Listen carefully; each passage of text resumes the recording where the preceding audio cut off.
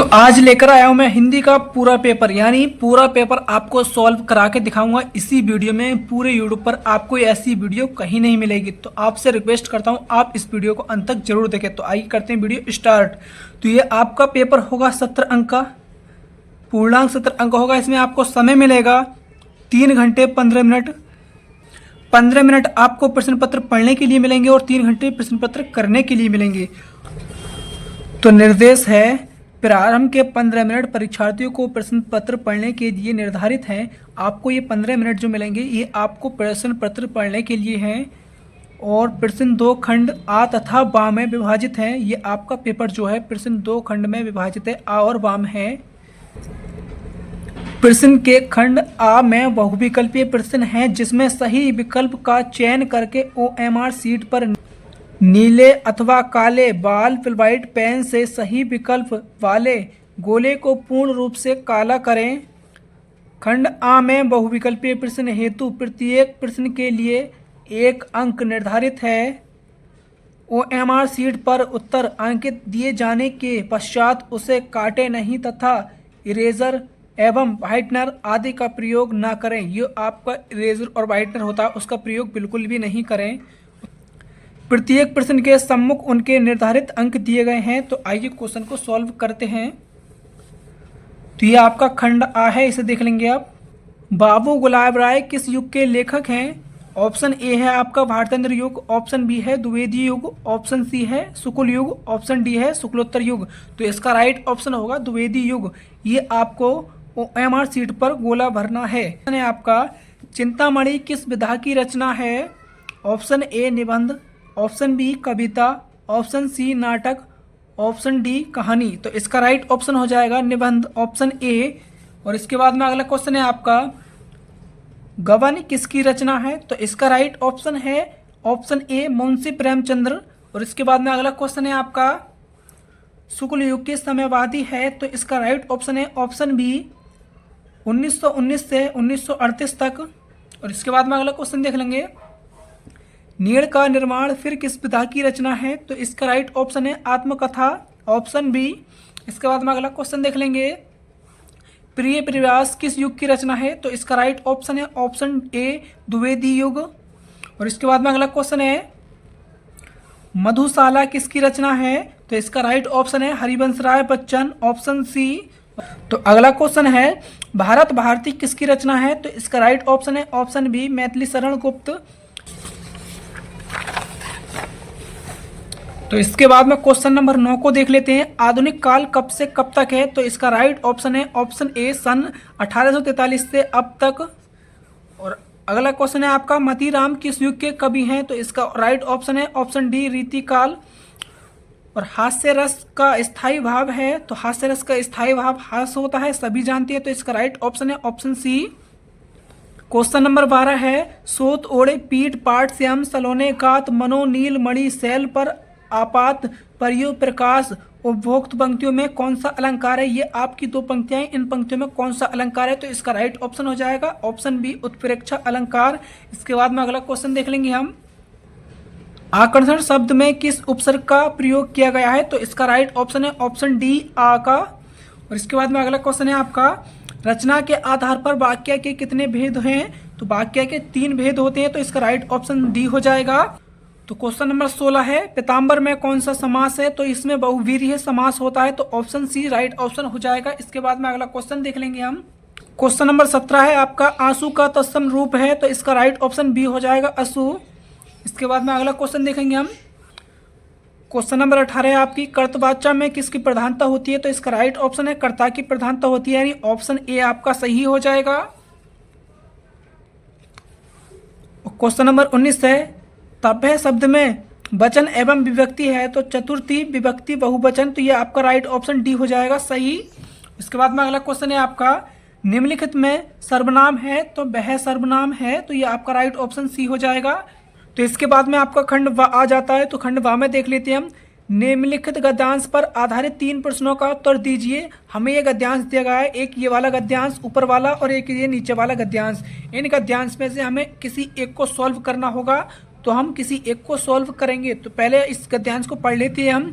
ये कोई बात नहीं है कि एक स्वभाव और रुचि के लोगों में ही मित्रता हो सकती है। समाज में विभिन्नता देखकर लोग एक दूसरे की ओर आकर्षित होते हैं, जो गुण हम में नहीं है। हम चाहते हैं कि कोई ऐसा मित्र मिले जिसमें वे गुण हो। चिंताशील मनुष्य प्रफुल्लित चित्त का साथ ढूंढता है, निर्बल बलि का धीर, उत्साही का उच्च आकांक्षा वाला गुप्त व्यक्ति और उपाय के लिए चाणक्य का मुंह ताकता था। नीति विरासत अकबर मन बहलाने के लिए बीरबल की ओर देखता है।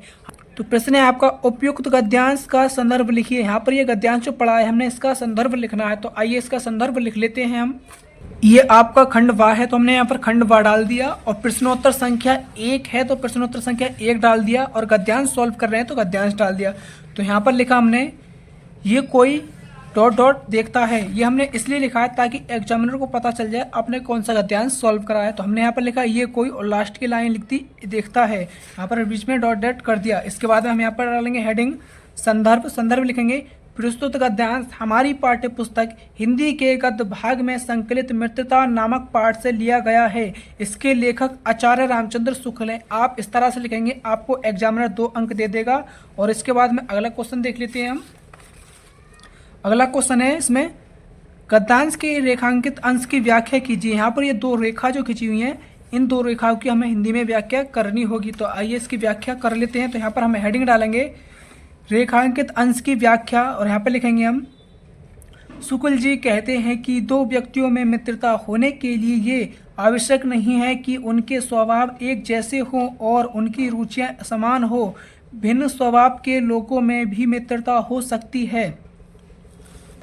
समाज में व्याप्त विभिन्नताओं को देखकर निर्धन धनी और निर्बल शक्तिशाली की ओर तथा विनीत नर्म व गंभीर व्यक्ति की ओर आकर्षित होते हैं, जिससे कि उन्हें विपरीत समय में उचित प्रेरणा मिल सके।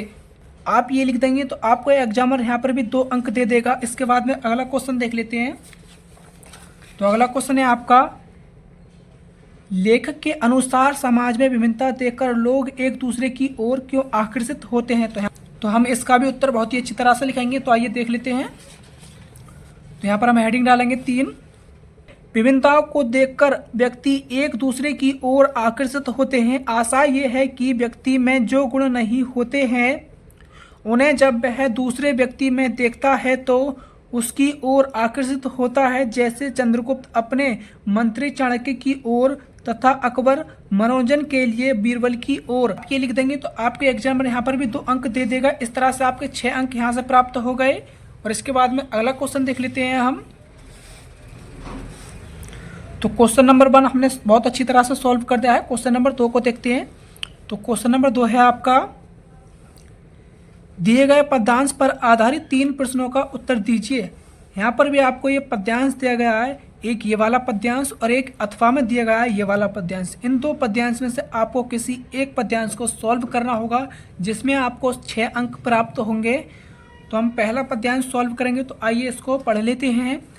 चरण कमल बंदो हरि राई, जाकी कृपा पागु गिरो लघु, अंधे को सब कुछ दर्शाई, बहरो सुने गुंगी पुनि बोले, रंच चले सिंध धाराई, सूरदास बामे करुणा में, बार बार बंदो तिही पाई। तो हमें इसका उपयुक्त पद्यांश का संदर्भ लिखना होगा और रेखांकित अंश की व्याख्या करनी होगी और उपयुक्त पंक्तियों में कौन सा अलंकार है। तो आइए इस पद्यांश को भी बहुत अच्छी तरह से सॉल्व करते हैं। तो यहाँ पर लिखेंगे हम प्रश्नोत्तर संख्या 2 पद्यांश, क्योंकि प्रश्नोत्तर संख्या 2 लिख रहे हैं तो 2 डाल देंगे, और पद्यांश लिखेंगे तो भी एग्जामिनर को बहुत अच्छा लगेगा। तो यहाँ पर लिखेंगे हम चरण कमल डॉट डॉट तिही पाई। ये मैंने आपको बता दिया है, ये हमने शुरू की 2 अक्षर लिखे और लास्ट के 2 अक्षर लिख दिए। इसके बाद में हेडिंग डालेंगे हम संदर्भ। ये पद श्री सूरदास द्वारा रचित सूर सागर एनोमांग ग्रंथ से हमारी पाठ्य पुस्तक हिंदी के काव्य खंड में संकलित पद शीर्षक से उद्धृत है। आप इस तरह से लिखेंगे, आपको एग्जामिनर यहाँ पर भी 2 अंक दे देगा। इसके बाद में हम ये वाली लाइन ऐड कर देंगे तो एग्जामिनर को बहुत अच्छा लगेगा। तो यहाँ पर हेडिंग डालेंगे हम प्रसंग। इस पद में भक्त कवि सूरदास जी ने श्री कृष्णा की महिमा का वर्णन करते हुए उनके चरणों की वंदना की है। इसके बाद में आपका अगला क्वेश्चन है रेखांकित अंश की व्याख्या। यहाँ पर 2 रेखा जो खींची है यहाँ पर, इनकी हमें व्याख्या करनी होगी। तो आइए इसकी व्याख्या कर लेते हैं। तो इसके बाद में हम हेडिंग डालेंगे रेखांकित अंश की व्याख्या। तो लिखेंगे यहाँ पर इस चरणों के अनोखे प्रभाव के कारण बहरा व्यक्ति सुनने लगता है और गूंगापन बोलने लगता है। किसी दरिद्र व्यक्ति पर श्री कृष्णा के चरणों की कृपा हो जाने पर वह राजा बनकर अपने सिर पर राज छत्र धारण कर लेता है। अगला क्वेश्चन है आपका, उपयुक्त पंक्तियों में कौन सा अलंकार है? ये आपकी पंक्तियां जो है पद्यांश की, इनमें कौन सा अलंकार है? तो इनमें अलंकार होता है अनुप्रियास अलंकार। तो यहाँ पर हम हेडिंग डालेंगे 3 और उत्तर लिख देंगे इसका अनुप्रियास अलंकार। एग्जामिनर आपको 2 अंक यहाँ पर दे देगा। इस तरह से आप 6 अंक यहाँ से प्राप्त कर लेंगे। तो आइए अगला क्वेश्चन देखते हैं।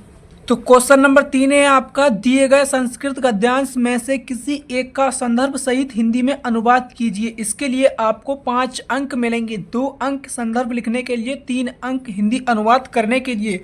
एक ये है आपका गद्यांश और एक अथवा में दिया गया गद्यांश। इन 2 में से किसी एक को सॉल्व करना है। तो हमें इसमें अथवा वाले को सॉल्व करेंगे। तो आइए इसको पढ़ लेते हैं। मानव जीवनास्य संस्कारणे संस्कृति अस्मांग पूर्वजा मानव जीवन संस्कृतु महंतम प्रेतम अकुर्वन् तो अस्मांग जीवनस्य संस्कारणे यान आचारण विचारण च अस्त्यस्य तत्त सर्वम अस्मांग संस्कृति। तो हमने ये गद्यांश पढ़ लिया है, हमें इसका संदर्भ लिखना है और हिंदी अनुवाद करना है। तो आइए कर लेते हैं। यहाँ पर डालेंगे सबसे पहले हम प्रश्नोत्तर संख्या 3 अथवा, क्योंकि प्रश्न हमारा तीसरा है तो 3 डाल देंगे। अथवा वाला सॉल्व कर रहे हैं तो अथवा डाल देंगे। और यहाँ पर लिखेंगे मानव जीवन डॉट डॉट अस्मांक संस्कृति। ये हमने शुरू के अक्षर लिखे और लास्ट के 2 अक्षर डाल दिए। और यहाँ पर हम इसका लिखेंगे संदर्भ प्रस्तुत गद्यांश हमारी पाठ्य पुस्तक हिंदी खंड के संस्कृति परिचायिका के भारतीय संस्कृति नामक शीर्षक से आवृत्त है। इस तरह से लिखेंगे। आपको एग्जामिनर 2 अंक दे देगा। और आप इस तरह से लिख सकते हैं, प्रस्तुत गद्यांश में भारतीय संस्कृति का वर्णन किया गया है। यहाँ पर हम हेडिंग डालेंगे अनुवाद। मानव जीवन का संस्कार ही संस्कृति है। हमारे पूर्वजों ने मानव जीवन को संस्कार युक्त बनाने के लिए महान प्रयत्न किए हैं। वो हमारे जीवन के संस्कार आचार तथा विचारों को भी देखने को भी मिलता है। ये सभी हमारी संस्कृति है। इस तरह से लिख देंगे आप। एग्जामिनर आपको यहाँ पर 3 अंक दे देगा। इस तरह से आप 5 अंक इसके प्राप्त कर लेंगे। तो आइए अगला क्वेश्चन देखते हैं। तो क्वेश्चन नंबर 4 है आपका, दिए गए संस्कृत पद्यांश में से किसी एक का संदर्भ सहित हिंदी में अनुवाद कीजिए। आपको इसके भी 5 अंक मिलेंगे। तो एक आपका ये वाला पद्यांश है और एक आपका अथवा वाला पद्यांश है। आपको एक सॉल्व करना है। तो आइए इसका भी अथवा वाला सॉल्व कर लेते हैं। तो यहाँ सर्वे भवन्तु सुखिन सर्वे सन्तु निरामया सर्वे भद्राणि पश्यन्तु माँ कश्चित् दुःखभाग् भवेत् का हिंदी अनुवाद करना है और इसका संदर्भ लिखना है। तो आइए इसको सॉल्व करते हैं। तो यहाँ पर हम डालेंगे प्रश्नोत्तर संख्या 4 अथवा वाला सॉल्व कर रहे हैं तो अथवा डाल देंगे। और यहाँ पर लिखेंगे सर्वे भवन्तु डॉट डॉट दुःखभाग् भवेत्। और यहाँ पर हम इसका संदर्भ लिखेंगे। संदर्भ प्रस्तुत श्लोक हमारी पाठ्य पुस्तक हिंदी के संस्कृत खंड के अंतर्गत भारतीय संस्कृति नामक पाठ से उद्धृत है। उसके बाद में हम यहाँ पर हेडिंग डालेंगे हिंदी अनुवाद। सब सुखी हो, सब रोग रहित हो, सब कल्याण को देखें, कोई भी दुखी ना हो। इस तरह से हमने ये भी कंप्लीट कर लिया है। आइए अगले क्वेश्चन को देखते हैं। क्वेश्चन नंबर 5 है आपका, अपने पठित खंड काव्य के आधार पर निम्नलिखित प्रश्नों में से किसी एक का उत्तर दीजिए। इस तरह से ये आपके प्रश्न होंगे का, खा, गा, घा, चा, छा, जा, झा। इन प्रश्न में से किसी एक का उत्तर देना है आपको। ये प्रश्न आपके जिले के अकॉर्डिंग होते हैं। ये प्रश्न आपके जिले वाई होते हैं, यानी आपके ज़िले में कौन सा प्रश्न लिखा जाता है ये आपके क्वेश्चन बैंक पर लिखा होगा। वहाँ से जाकर आप अच्छी तरह से पढ़ लें और आपका यही क्वेश्चन आएगा। और इसके बाद में अगला क्वेश्चन देख लेते हैं हम। तो क्वेश्चन नंबर 6 है आपका, दिए गए लेखकों में से किसी एक का जीवन परिचय लिखते हुए उनकी एक प्रमुख रचना का उल्लेख कीजिए। यहाँ पर आपको 3 जीवन परिचय दिए गए होंगे और आप में इन 3 में से किसी एक का जीवन परिचय लिखना होगा। यहाँ पर है आपका पहला डॉक्टर राजेंद्र प्रसाद और दूसरा आपका जयशंकर प्रसाद, तीसरा आचार्य रामचंद्र शुक्ल। इन तीनों में से किसी एक का जीवन परिचय लिखना है आपको। तो हम लिखेंगे इसमें जयशंकर प्रसाद का जीवन परिचय। तो आइए लिखते हैं बहुत ही अच्छी तरह से। तो सबसे पहले लिखेंगे हम प्रश्नोत्तर संख्या 6 का, क्योंकि 6 का है तो हमने 6 का डाल दिया।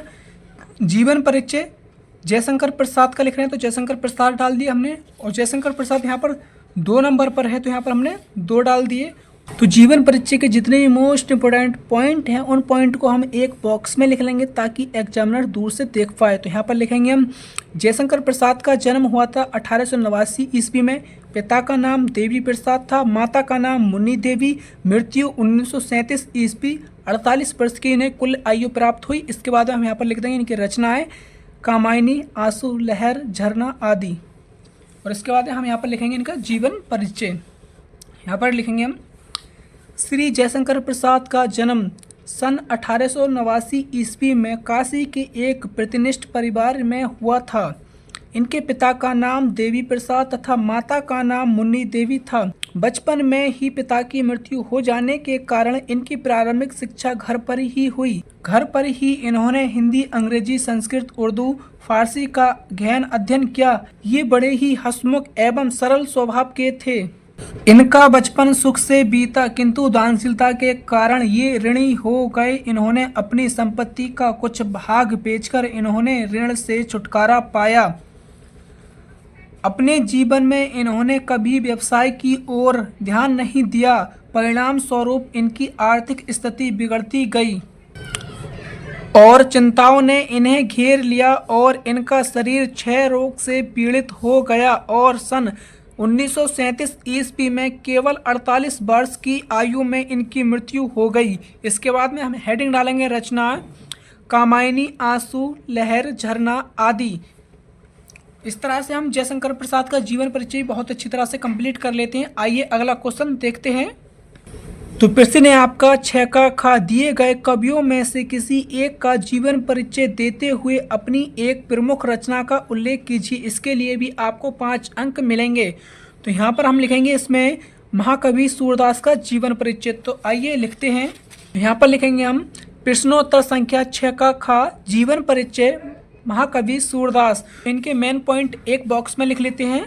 तो नाम सूरदास, जन्म सन 1478 ईस्वी, जन्म स्थान रुनकता, मृत्यु सन 1583 ईस्वी, रचना सूर सागर।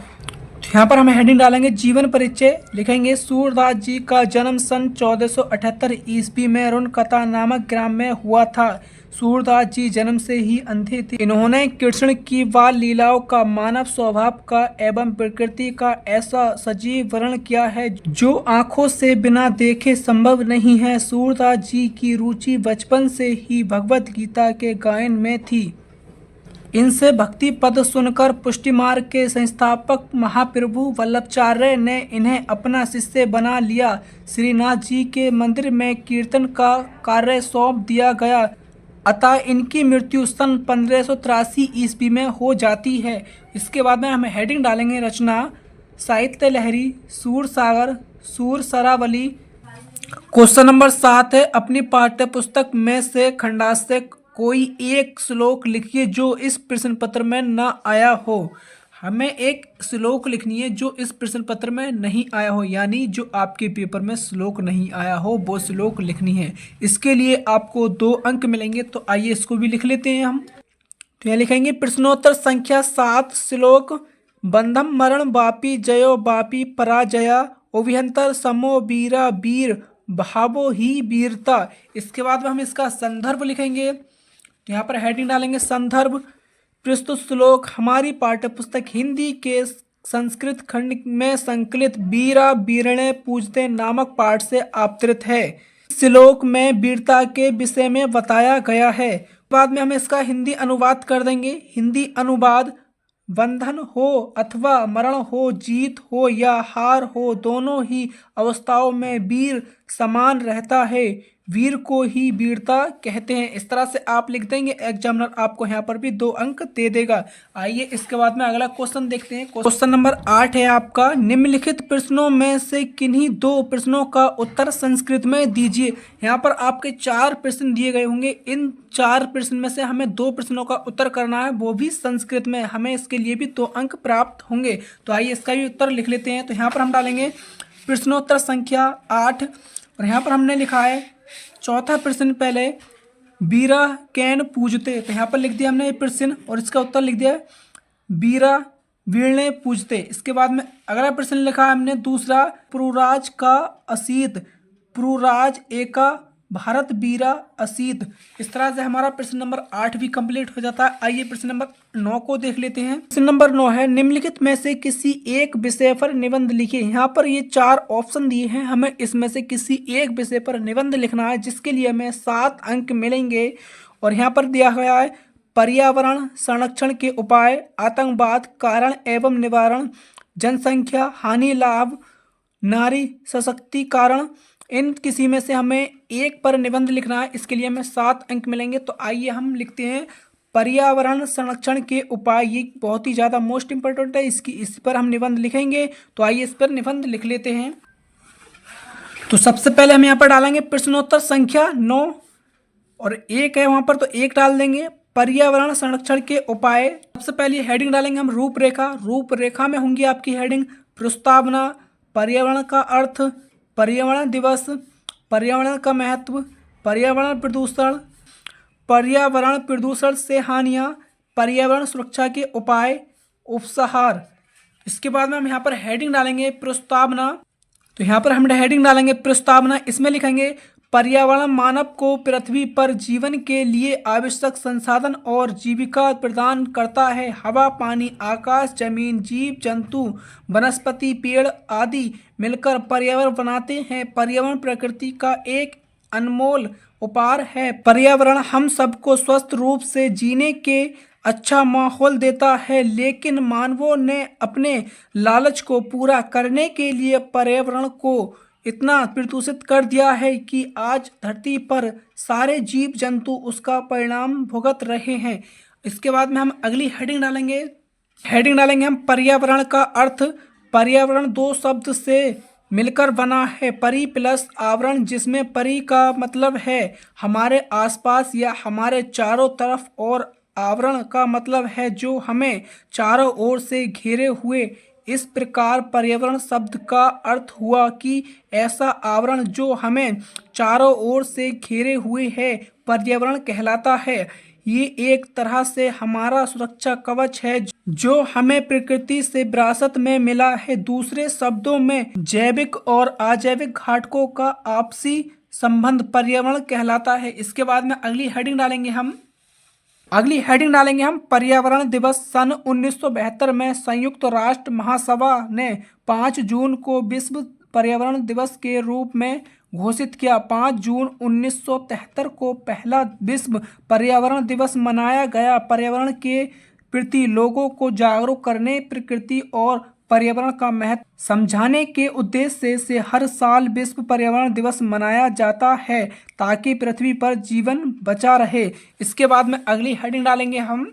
तो अगली हेडिंग है पर्यावरण का महत्व। पर्यावरण परिस्थिति संतुलन को बनाए रखता है। ये भोजन, आश्रय, हवा प्रदान करता है। पर्यावरण सभी मानवीय जरूरतों को पूरा करता है, चाहे वह बड़ी हो या छोटी। पृथ्वी पर जीवन पर्यावरण से ही संभव है। सभी मनुष्य, जीव जंतु, पेड़ पौधे, मौसम, जलवायु आदि सभी पर्यावरण के अंतर्गत आते हैं। इसके बाद में हम अगली हेडिंग डालेंगे। तो अगली हेडिंग है पर्यावरण प्रदूषण। विकास की अंधाधुंध होड़ में उद्योगों का तेजी से विकास हुआ, जिससे वायुमंडल में प्रदूषक गैसों का उत्सर्जन हुआ और प्रदूषित हो गई। बड़े बड़े उद्योगों के अपशिष्ट जल के नदियों में गिरने से जल प्रदूषित हो गया है। वनों के अंधाधुंध कटाई से न केवल वन्य जीवों का घर नष्ट हुआ है, बल्कि इससे अपर्दन जलवायु परिवर्तन और जल संकट भी उत्पन्न हुआ है। इसके बाद में हम अगली हेडिंग डालेंगे। अगली हेडिंग है पर्यावरण प्रदूषण से हानियां। तेजी से बढ़ते औद्योगिकरण, वनों की कटाई, प्रदूषण और प्राकृतिक संसाधनों के अत्यधिक दोहन ने गंभीर पर्यावरणीय गिरावट को जन्म दिया है। ग्रीन हाउस गैस उत्सर्जन में वृद्धि से प्रेरित जलवायु परिवर्तन जैसे बाढ़, सूखा और तूफान जैसी चरम घटना हो रही हैं। इसके बाद में अगली हेडिंग डालेंगे हम। हेडिंग है पर्यावरण सुरक्षा के उपाय। हमें अपशिष्ट की मात्रा में कमी करना चाहिए तथा अपशिष्ट पदार्थ को वहीं फेंकना चाहिए जहां उसका स्थान है। वृक्ष रोपण को बढ़ावा देना होगा और वनों की कटाई को भी रोकना होगा।